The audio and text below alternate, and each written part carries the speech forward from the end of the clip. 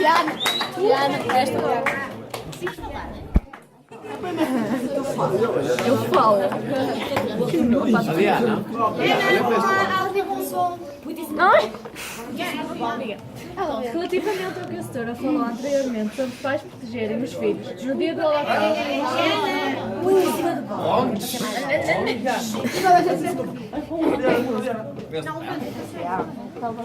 Relativamente ao que a senhora falou anteriormente sobre os pais protegerem os filhos no dia do Holocausto, um dos três senhores presentes deu o seguinte testemunho.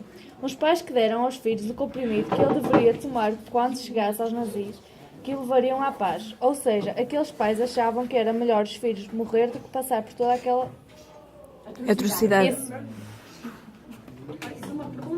Não foi? Não. Deram-me para a mão. Deixa o meu papel. Faz um avião. Estás a falar no Holocausto. É. Relativamente a que situação? Aos alemães, é isso? Sim. É? Foi lógico.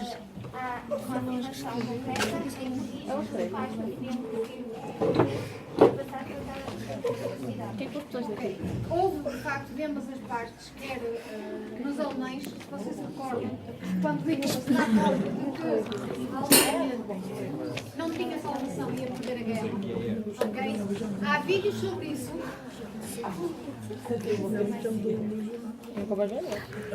Há vídeos um bocado chocantes sobre isso. Na medida em que, por exemplo, vocês sabem que Hitler tinha filhos, ok? E sabem o que é que ele fez? Antes, exatamente, que os aliados chegassem ao seu bunker, enfim, não sei se é assim que se pronuncia o meu pai. Vocês sabem o que é que ele fez, não é? Portanto, a mãe deu exatamente o comprimido a cada uma das filhas para ter uma vida, claro, porque era impensável para eles, mas isto tem a ver com a tal ideologia nazi, ok? Com a ideia da raça pura, que, enfim, que é um bocado complexa de explicar, ok? Há determinadas perspectivas, quer sociológicas, para quem tem seguido, por exemplo, no final 2, que tem dado os últimos momentos do terceiro Reich, ok? Vocês veem isso.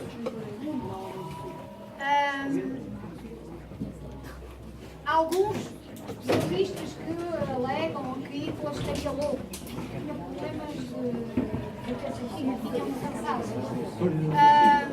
E que eram várias teorias que foram surgindo, percebes? Agora, uma coisa certa, de ambas as partes, ok? Houve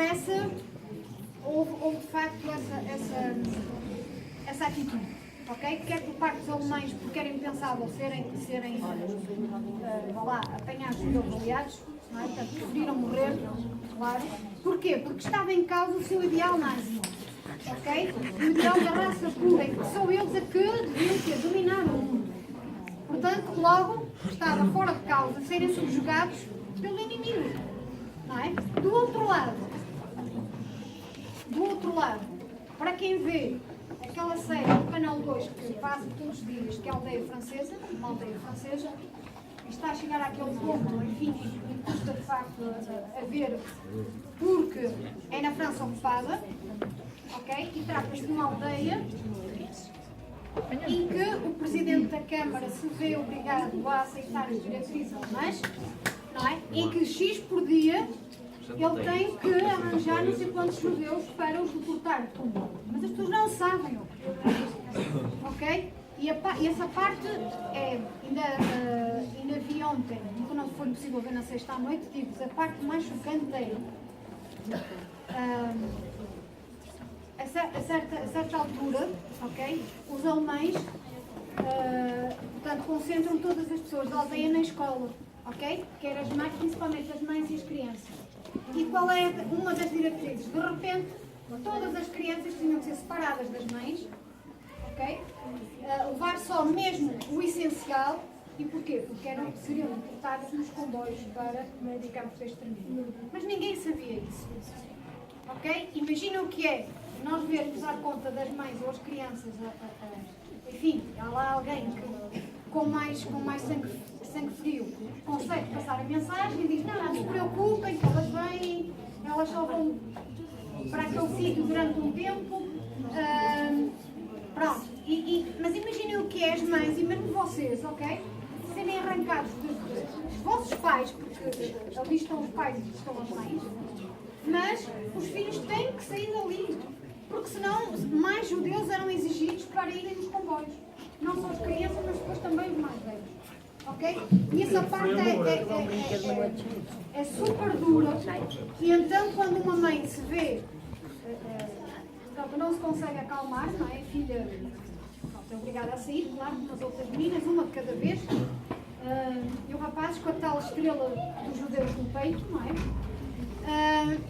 E então, de repente, quando lhes é dito, não, mas eles vão regressar daqui a uns dias. E quando regressam, quem é que regressa? Regressam os alemães. E elas veem que, de facto, foi tudo uma mentira. Então, sabem o que é que ela fez? Ela conseguiu arranjar uma faca, não sei onde, estava isto na escola primária, onde estavam todos concentrados. Ok? E ela pega numa faca e mata-se. Não aguenta o desgosto de a terem separado da filha. Ok? É um dos piores momentos, eu acho que é o momento mais traumático, quer para os filhos, quer para os pais. Ok? Os filhos, coitadinhos, os que aguentavam, que eram novinhos, enfim, não se apercebendo daquilo para o que iam, são os mais velhos, sim, não é? E porque estavam a ver o quê? Os outros que não eram judeus, a vê-los encaminhar exatamente para os autocarros. E houve esse problema, Diana, de ambas as partes, ok? Porque o sofrimento, quer dizer, chega a um ponto em que as pessoas não conseguem aguentar ou dizem, bom, eu não vou aguentar este sacrifício, eu não vou aguentar o sofrimento e vou ter mais vida, ok? Isso aconteceu com milhares e milhares de pessoas. Há outros que, nomeadamente alguns que conseguiram, por exemplo, sobreviver a Auschwitz, alguns são vivos, por exemplo, que a Prémio Nobel, foi o Prémio Nobel Elie Wiesel, não é? Que é vivo, tem 93, portanto, e foi há 2 anos recebeu a condecoração pelo Barack Obama, pelo Presidente dos Estados Unidos. Digo-vos uma coisa, que ele conseguiu ter cabeça, quer dizer, dentro daquele caos, que era o campo de extermínio, dia a dia, o tentar lutar, conseguir viver mais um dia e mais um dia, ok?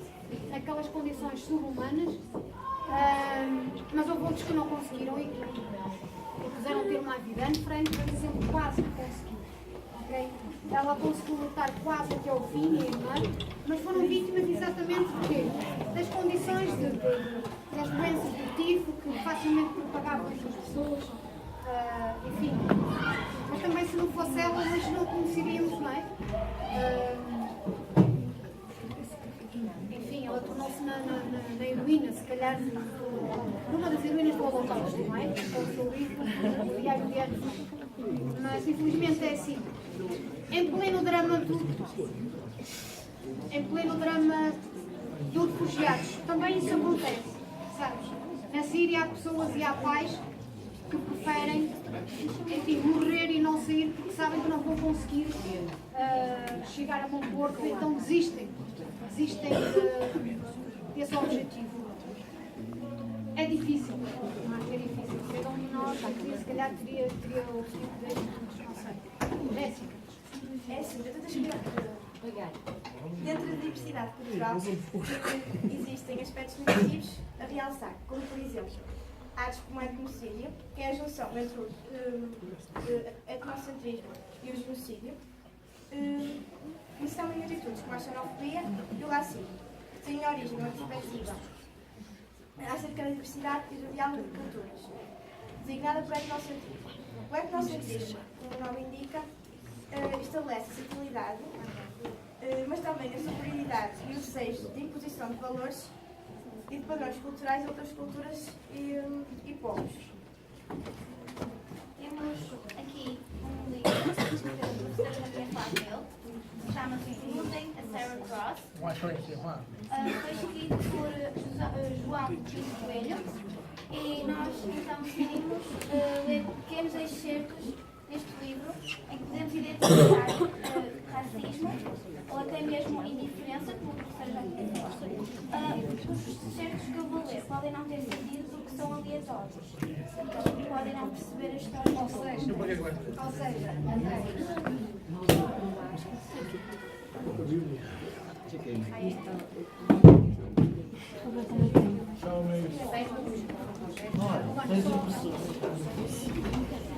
só antes de continuar.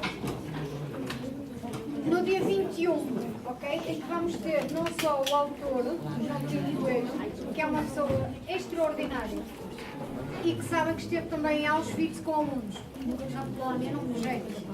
É custo zero. Também conseguiu, como eu, não é? Conseguir caminho a verba para levar os alunos. Vamos ter ao lado, depois à tarde, uma mini exposição que o Guilherme, aquele menino ali, não é?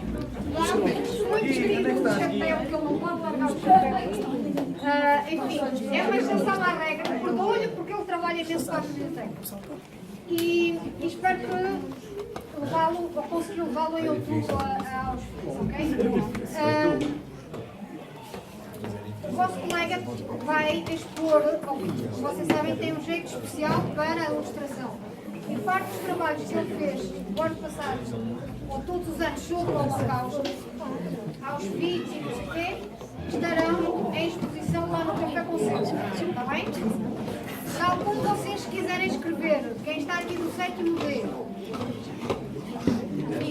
ou outras turmas que eu não sei qual é, ou um texto de opinião, ou, sei lá, uma foto que vocês achem pertinente, ok? Toda a gente pode contribuir como quiser, tudo bem? Ok, sim, Ana, vai acabar. Então, o primeiro excerto que eu vou ler,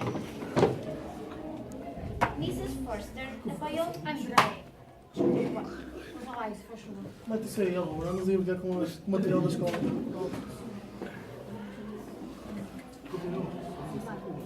apoiou os punhos fechados no tempo da secretária, deixando pender a cabeça enquanto lutava para não perder o controle. O silvar da sua respiração foi se tornando menos intenso e, quando conseguiu encarar de novo Miss Gross, a expressão colérica dera lugar a um olhar nublado e carregado de censura. Um negro, Sarah. Que diabo estás a querer provar? É óbvio que já tens a resposta para isso. Aqui, aquilo que Mr. Foster quer dizer, por isso é que escolhemos este excerto, é que Mr. Foster tem uma alma inteiramente racista. Porque a Sarah quer colocar no colégio onde ela está a lecionar literatura, está a lecionar literatura e quer colocar nessa escola, onde é uma escola de elite, onde só entram os melhores. Esta imagem que vocês têm aqui é o Colégio St. Oswald, ok? Nos Estados Unidos, e que é um colégio de elite. De elite toda a gente sabe o que quer dizer, não é? Então, só aqueles que têm dinheiro, das classes mais ricas, enfim, que frequentam e porque, regra geral, também não há fim, novela sem senão, não é? Tem-se a ideia de que nas melhores escolas, ou nessas escolas de elite, os alunos têm os melhores resultados. André, não é? Espera aí. Porque às vezes eu respondo à verdade, mas há alguns porque têm a ver exatamente o que é tradição, como por exemplo Oxford, não é? E outros. Então, a Sarah tomou uma atitude. Meninos aí, escrevem lá, assim não. Queria colocar nessa escola um menino negro, pele escura, em que o diretor da escola simplesmente não queria aceitar. Por isso é que ele teve este tipo de atitude em que ficou com uma respiração descompassada. Outro excerto que eu vou ler. Mesmo um colégio elitista para meninos ricos, e brancos. Mas como é que um miúdo destes consegue ser admitido? É evidente que não tem meios para pagar.